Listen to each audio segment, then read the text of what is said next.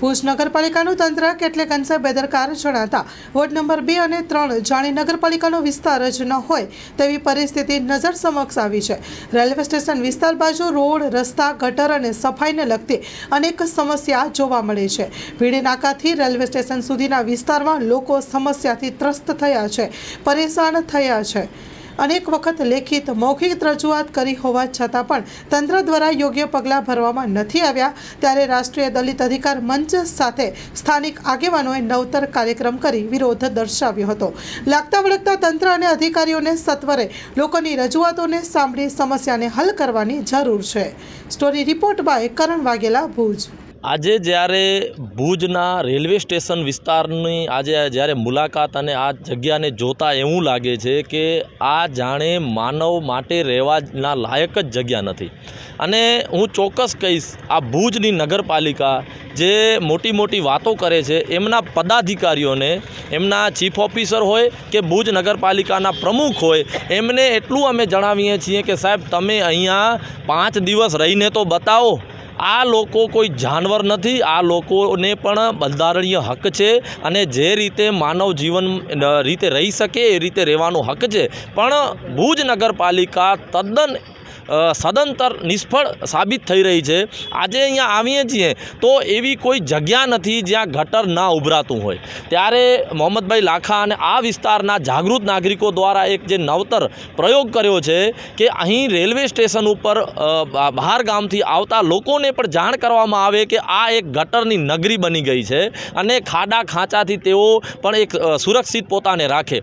કારણ કે આજે આપણે એમ કહેતા હોઈએ કે ડિજિટાઇઝેશનનો યુગ હોય અને ગુજરાતમાં વિકાસના મોડલની વાતો થતી હોય, આજે માનવ જીવનને ખૂબ સારા પ્રમાણમાં જીવવાની વાતો થતી હોય, ત્યારે આજે આ લોકો ગટરની અંદર જીવે છે। અહીંના સ્થાનિક લોકોએ એવું જણાવ્યું કે તેઓના ઘરમાં પાણી ઘૂસી આવ્યું છે। એટલે આ એટલી હદે અહીંયા ભયાનક સ્થિતિ ઊભી થઈ છે। સાહેબ, આજે તેઓના બાળકો સતત બીમાર રહે છે। ડેન્ગ્યુ જેવી મહામારીથી પણ અહીંના 7 થી 8 છોકરાઓને એ પણ લાગુ પડી ગયું છે અને આ જે સ્થિતિ છે એનામાં હજુ પણ ચોક્કસપણે રોગચાળો ફાટી નીકળે એવી પરિસ્થિતિ છે। પણ આ ભુજ નગરપાલિકાના તંત્રનું પેટનું પાણી નથી હલી રહ્યું। એટલે આજે જે આ પોસ્ટર લગાવી અને ભુજ નગરપાલિકાને શરમ થવી જોઈએ એવો એક કાર્યક્રમ કરવામાં આવ્યો છે। અને ફક્ત આ કાર્યક્રમના ભાગરૂપે નથી, અમે ભુજની ચોક્કસ આનબાન ને શાનને જાળવવા માટે અમે તત્પર છીએ। નગરપાલિકાની જેમ શરમ ફીલ કરાવવા માટે અમે નથી કહેતા,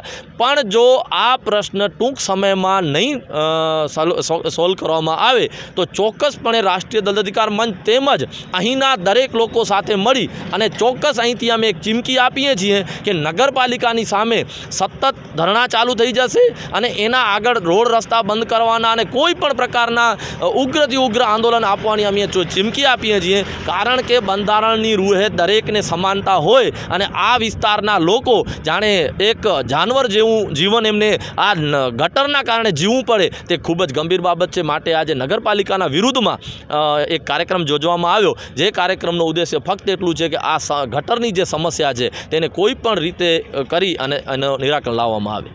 સૌ પ્રથમ તો આપના માધ્યમથી હું કહેવા માગું છું કે અમે જરાય એવું નથી ઈચ્છતા કે ભુજનું ખરાબ લાગે।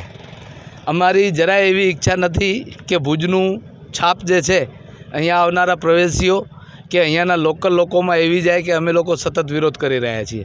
પરંતુ પરિસ્થિતિ એવી નિર્માણ પામી છે કે ભુજ નગરપાલિકા પ્રશાસન જે છે એ સતત છેલ્લા 1 વર્ષથી આ જે સમસ્યા આપણે જ્યાં કને ઊભા છીએ એ સમસ્યાને લઈને કોઈપણ પ્રકારનું નિવારણ લાવી શકી નથી।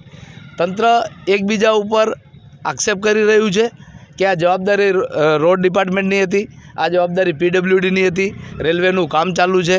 પરંતુ આટલું મોટું જ્યારે કામ ચાલુ હોય ત્યારે પ્રશાસન એકબીજા સાથે સંકલન ન કરે એ ખૂબ જ નવાઈની વાત છે। સાથે સ્થાનિક લોકો જે રીતે તકલીફ ભોગવી રહ્યા છે, તો શેખફળીઓ છે, બાપા દયાળુ નગર છે, વઢિયારાવાસ છે, આ વિસ્તારના જે ગરીબ લોકો અહીંયા રહી રહ્યા છે એ લોકો પણ પરિસ્થિતિથી એટલા બધા હેરાન પરેશાન થઈ ગયા છે કે છેલ્લા કેટલાક સમયથી એમના ઘરોની અંદર દિવાળી અને જે તહેવારો હતા મોટા નવા વર્ષના એ તહેવારો એમણે ઘરમાં બેસીને ઉજવ્યા છે।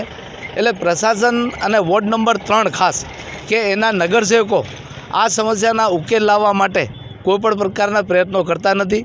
નગરપાલિકા પાસે એન્જિનિયરિંગની આટલી મોટી ટીમ છે તો નગરપાલિકાના એન્જિનિયરો આ કમથી કમ રસ્તો ચાલુ થાય એને ડાયવર્ઝન મૂકી શકાય કે એનું જે જગ્યાએથી પાણી નીકળે છે ત્યાંથી નીકળીને બીજી ચેમ્બર સુધી જતું રહે એટલા માટેની કેનાલ કે એ પ્રકારનું કોઈ તાત્કાલિક ફર્સ્ટ એડ પ્રોગ્રામ જેને કહેવાય એ પ્રકારનું કોઈ કરતું નથી.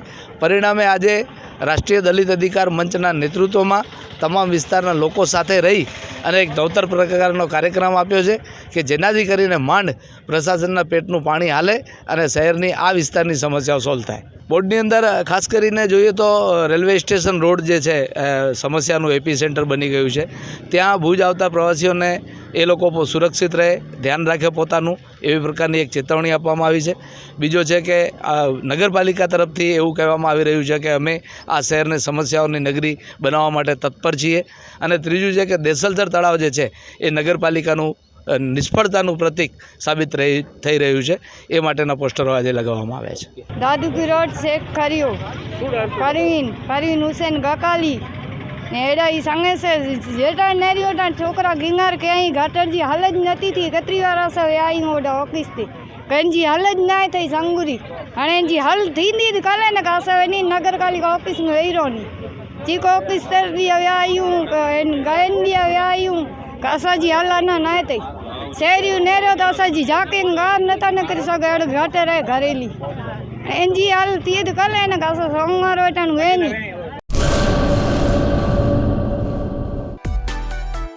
માં motor driving, safe and sure driving. Driving એ શોખ સાથે આપની મોટી જવાબદારી પણ છે. અમારા ઇન્સ્ટ્રક્ટર દ્વારા સચોટ અને સરળ માર્ગદર્શન.